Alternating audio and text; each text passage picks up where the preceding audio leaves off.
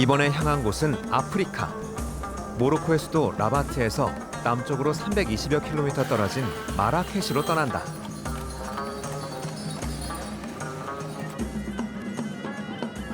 제마 엘프나 광장을 걷는데 어디선가 피리 소리가 들린다. 가까이 가보니 피리 소리로 코브라를 춤추게 하는 행상들이다. 코브라를 가까이에서 찍어주겠다고 해서 카메라를 건네줬는데 갑자기 코브라가 카메라 쪽을 공격한다.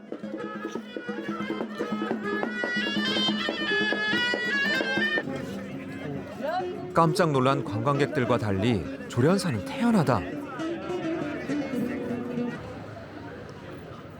이제 본격적으로 이슬람 정원을 둘러볼 차례. 이곳은 워낙 인기라 인터넷으로 미리 예약하지 않으면 들어갈 수 없다. 1924년 프랑스 식민지 시절 자크 마조렐이 건너와 설계한 정원인데 이후 1947년 일반에 개방된 곳이다. 내부로 들어오니 싱그러운 녹음이 나를 마중한다. 그런데 특이하게 노란색, 파란색 등 원색의 화분들이 눈에 띈다. 안으로 들어갈수록 파란색의 사용이 더 과감해진다. 물 위로 놓인 다리, 이제는 바닥부터 기둥, 천장까지 온통 파란색이다. 그런데 자꾸 봐서 그런가? 늘어진 넝쿨나무 줄기와 파란색 기둥이 꽤 어울리는 느낌이다.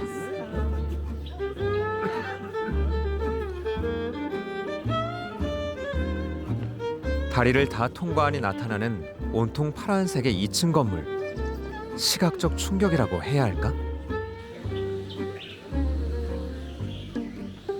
마조렐 정원 안에는 베르베르족의 유물이 600여 점 전시되어 있는데 베르베르족의 문화를 사랑했던 마조렐이 이들의 색상에서 영감을 얻은 것은 어쩌면 당연해 보인다.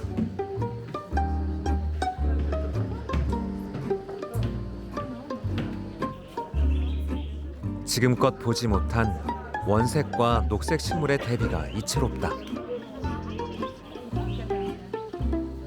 이번엔 파란색 2층 건물 앞쪽으로 가본다.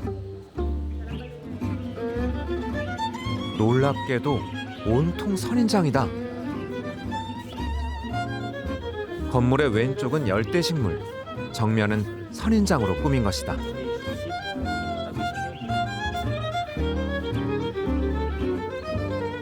거대한 선인장들이 건물의 밝은 파란색과 만나 독특한 분위기를 만들어낸다. 일명 마조렐 블루라 불리는 밝은 파란색을 배경으로 한 선인장의 모습이 이국적이다.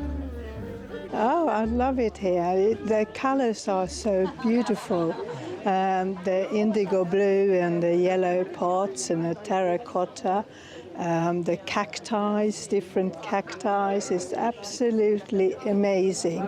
I'm an artist, I paint, so this is food for my soul.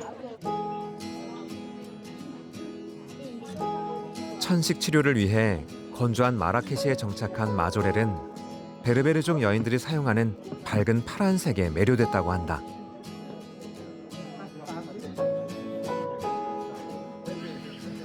그래서 이와 관련한 수많은 자료를 모아 박물관까지 연 것이다. 척박한 땅에서 신에게 다가가는 지상 낙원으로 계승되어 온 이슬람 정원.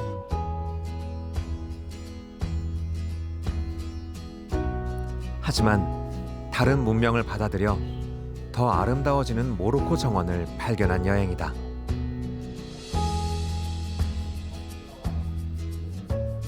And as he was traveling extensively in the Atlas Mountains, it is said that he found this blue color in the traditional architecture, Berber architecture of the Atlas Mountain.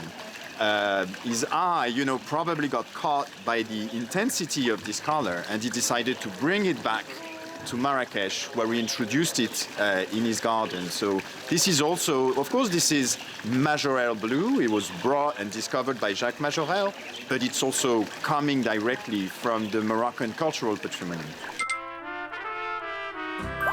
색채라면 빠지지 않는 지구 반대편 멕시코의 정원은 어떤 모습일까?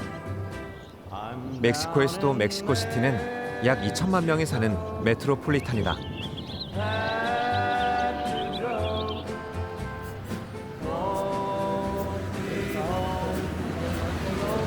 시내 관광은 레포르마대로의 중앙에 있는 독립기념비, 일명 독립의 천사상에서 시작한다.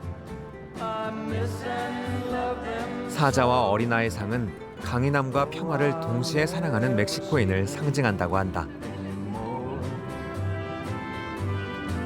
멕시코인들이 사랑하는 이 기념비의 꼭대기에는 승리의 여신이 손을 흔들고 있다.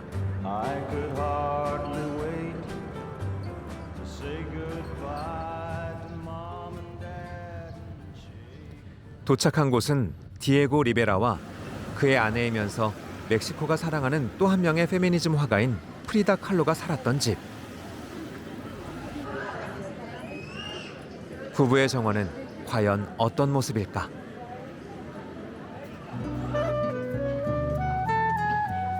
안으로 들어서니 생각보다 정원의 규모가 크고 키 큰 아름드리 나무가 많아 놀랍다.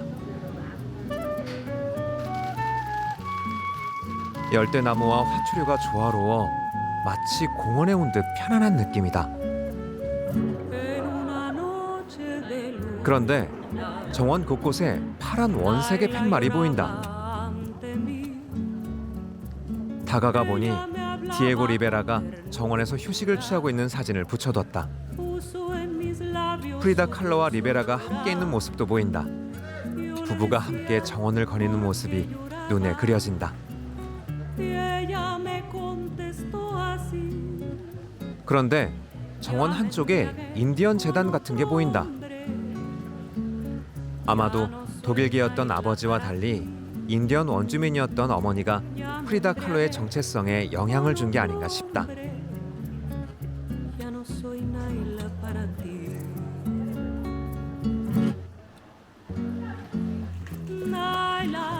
아름다운 정원에 둘러싸인 그녀의 작업실.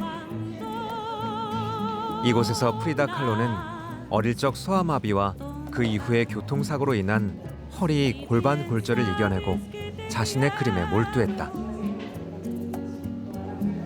혁명과 페미니즘, 초현실주의를 넘나드는 독특한 그림들. 이 그림들로 그녀는 20세기 멕시코 예술의 위대한 아이콘이 되었다. 그녀는 결혼 10여 년 만에 디에고 리베라와 이혼한다. 얼마 지나지 않아 그와 재혼했지만 그 사이 상처난 그녀의 마음은 이 정원이 위로해줬을 것이다.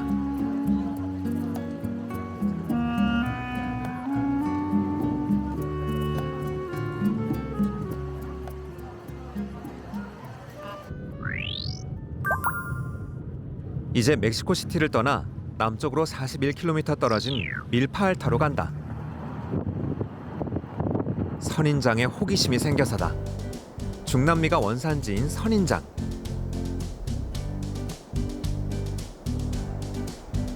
심지어 이 마을에선 선인장을 식용으로 키운다고 한다. 정말 선인장이 밭에서 줄을 맞춰 자라고 있다. 온 산이 다 선인장 밭이다. 이곳 밀파알타에서만 연간 약 35만 톤의 식용 선인장이 생산된다고 한다. 이곳에서 주로 키우는 선인장은 노팔, 우리말로는 백년초다. Entonces, más o menos, ¿cuánto tiempo necesita para crecer este tamaño? Este estamos hablando de 8 o 9 días. Cada espina es un nopal, es un nopalito. Ajá. Entonces, por ejemplo, ahí Ajá. hoy nació, Ajá. ya dos días, Ajá. 3 días, pero ya cuando aparece a la superficie ya crece más rápido. Ajá. 이렇게 백년초가 빨리 자라다 보니 매일매일 수확이 가능하다.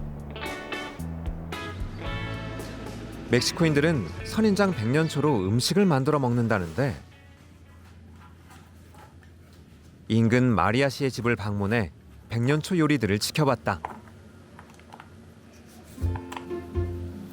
우선 가시를 제거하고 돼지 기름을 두른 프라이팬에 소고기 등심과 백년초를 한꺼번에 올린다.